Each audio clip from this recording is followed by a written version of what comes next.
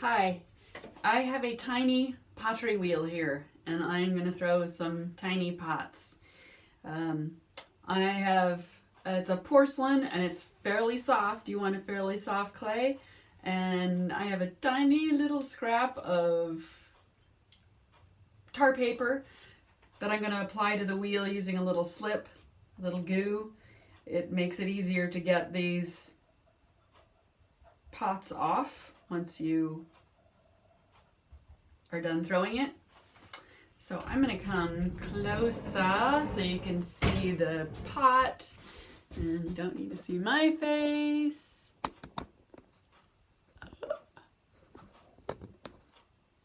we go.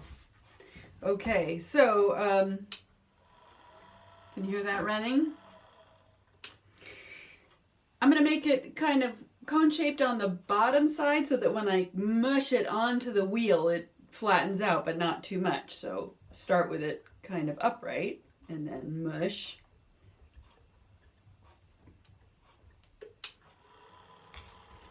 In zippy speed. I also got these, I think they're called magic towels from Trader Joe's, and then I just cut a little slip of it. It's a great sort of sponge for this in particular. Oh, look at that. Poor little motor. This wheel did not work at all when I got it. I got a little batch of them for my students for fun, and some of them just didn't work at all, and this was one of them. In fact, it rattled because the motor was floating around. It wasn't the motor, it was like the electronic board. So I rewired it and nursed it back to health, and now of course it's my favorite because we work together. Alright, I'm just going to go ahead and throw this pot.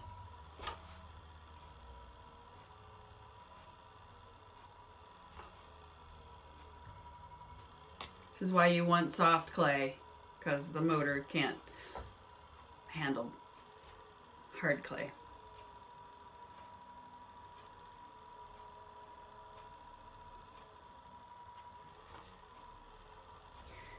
You're probably pretty quickly going to not be able to use your fingers. You're going to have to go to little tools. So I have something with a nice sharp end, a little bit of a flat end, a small brush with a good firm bristle is good. This is just a broken brush, just because you'll find you can use the kind of rounded end of that. And the old cleanup tool with the needle tool on the back, pretty good. And a popsicle stick has been pretty useful. What else? Oh, I made my wire cutoff tool with fishing line and corks. And what's this? Okay, I can't get that tool, so never mind.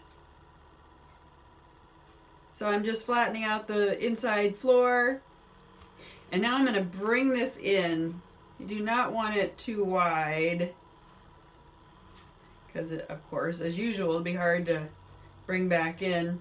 The physics are a little different, I think, at this size than a regular pot, but there are some things that apply.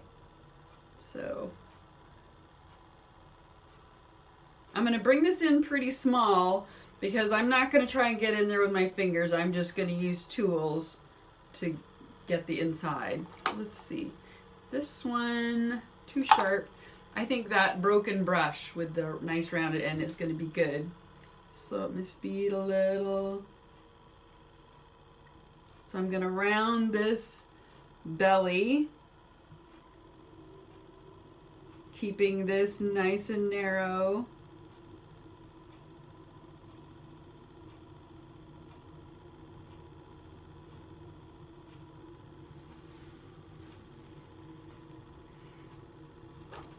And I'm going to try to make a taller, thinner neck. So tempting to want to use your own fingers, but they just don't fit in there.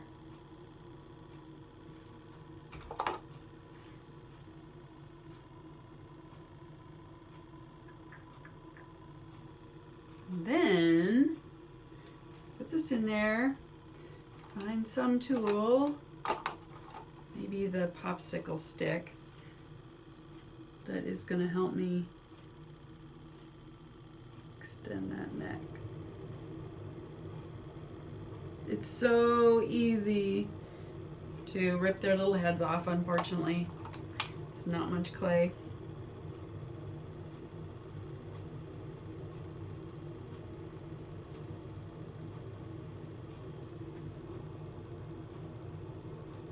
Woo.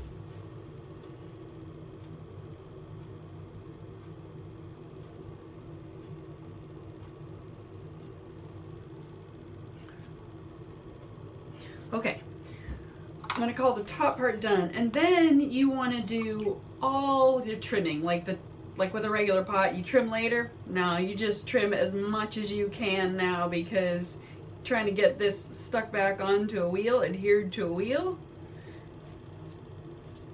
No, now's the best time. So this is good, the cleanup tool. And the fact that I have the tar paper down there was going to help me protect the metal wheel head, which is nice. So I'm just going to be brutal in my trimming, which I usually am with pots anyway. I just want to get as much out of there as I possibly can. Even more so now. And I think we are going to glaze this. Let's see how this part goes. And we're going to glaze it right on the wheel head if it goes well. So I'm like basically doing my trimming except for the underside with come back.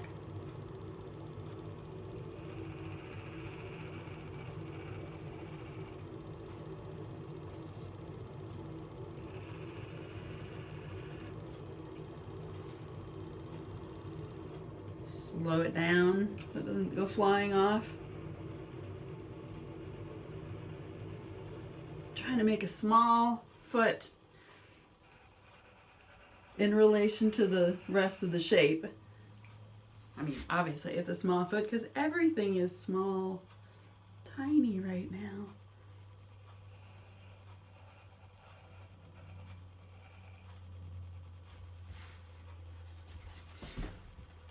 Okay, that's kind of an interesting shape.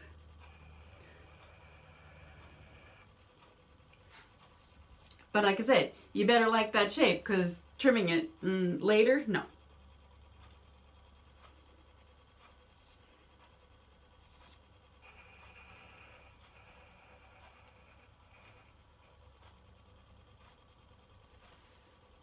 All right, so now I am gonna glaze it. It's trimmed. We're calling it trimmed now. You want to stop it and sort of examine. I think the brush here is going to smooth things out nicely. Kind of like that little rim, but yeah, I am going to keep that. That's cool.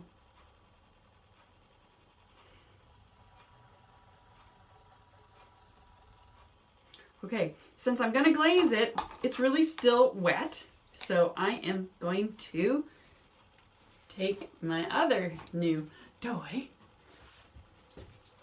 which is a butane torch. Now, the crazy thing is it kind of pops and crackles a bit sometimes. Got it on the lowest this flame can go. Ooh, there it goes. Guard your eyes. I'm going to put these on.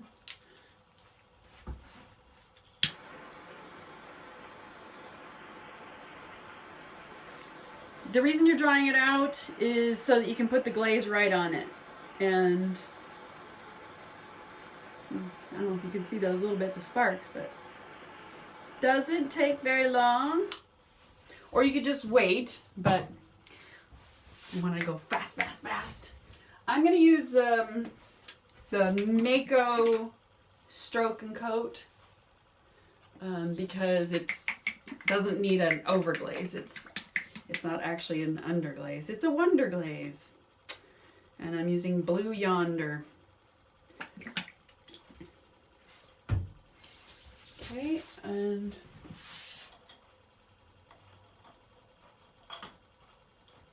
I'm over here. I'm coming back. I'm coming back. All right, I don't want to get any clay in my glaze. Get rid of that.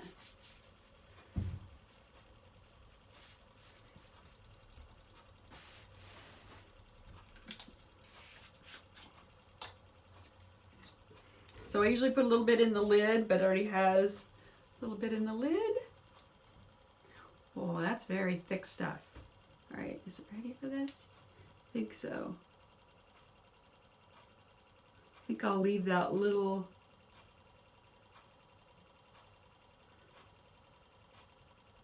ridge without glaze. That looks interesting.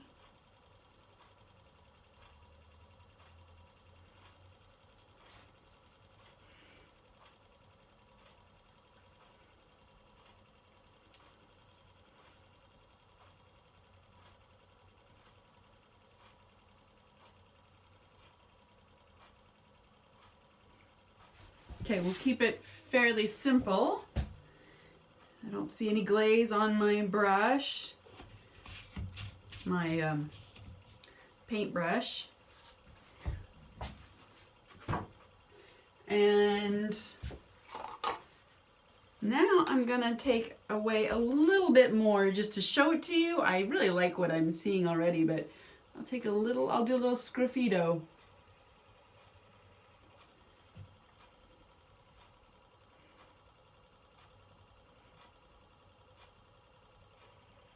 There, we'll call that 3 lines.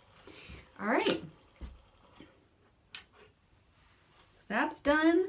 And then when I go to take it off, I use my fishing line. I pick up the corner of my, oh, we almost jabbed the pot. Pick up a corner, 2 corners of the tar paper, slip the wire underneath that. Don't let it, see how it wanted to pick up like that on those corners, and don't let it do that.